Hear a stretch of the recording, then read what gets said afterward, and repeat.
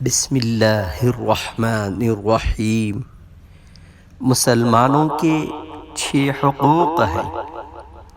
حضرت ابو ہریرہ رضی اللہ عنہ سے روایت ہے، اللہ کے رسول صلی اللہ علیہ وسلم نے فرمایا، مسلمان کے مسلمان پر 6 حق ہیں۔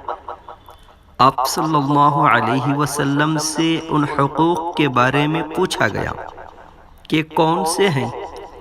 آپ صلی اللہ علیہ وسلم نے فرمایا، نمبر 1، جب تم کسی مسلمان سے ملاقات کرو تو اسے سلام کرو۔ نمبر 2، جب دعوت دے تو اسے قبول کرو۔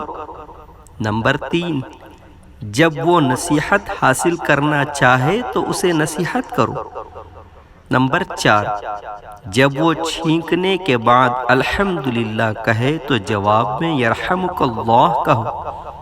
نمبر 5، جب وہ بیمار ہو جائے تو اس کی بیمار پرسی کرو، اس کی عیادت کرو۔